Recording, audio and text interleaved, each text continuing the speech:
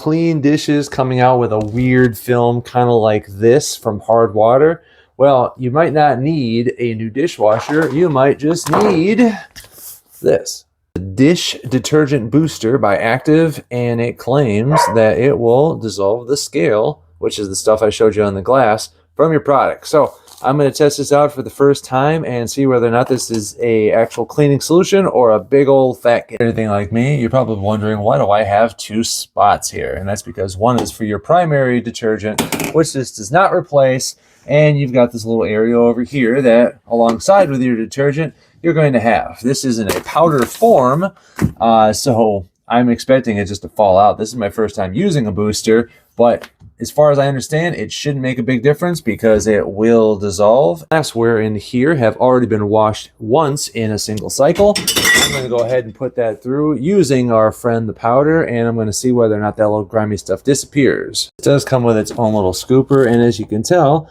they have a recommendation that if you can see heavy film, spots, or hard water that's cloudy on glasses, so obvious stuff, that you should use 2 scoops. So I'm going to do as recommended. And before we get to those results, I just want to remind you that if you're finding any of this useful or helpful, please consider subscribing. I just had to take a peek, and I'm sure you're curious too, but just like I said, why you put it in there, it's just going to fall to the bottom anyways. But that's neither here nor there, since it's going to be supposedly mixed up in the water during the cycles. So I'm just going to put this for, we'll put it for a heavy. I usually run everything on heavy anyway, so I let that sit for about, I don't know, an hour or something. I was fiddling around, so it's had a little bit of chance to dry. You can see the water residue on top of there. So let's take a look at one of our glasses up close. Oh boy, that's not looking too promising, is it? So I'm thinking that maybe the glass is the problem in this case. I don't mean the glass like as in the substrate. I mean specifically that mug over there, because I'm looking at this, and this doesn't have any of those crazy water spots on it. What's this on the bottom? Oh, I guess I spoke too soon. There's just a little bit right there. I'll give that bowl a little bit of a pass because that's kind of on the top surface of that. I'm looking at this glass, and this one seems perfectly fine. What about this one? Because they all had that crap on there. So if it's inconsistent, I'm not going to be too upset with it. That's my fingerprints. Hold on, what is that? Is that water blotches? Here's what I'm gonna do.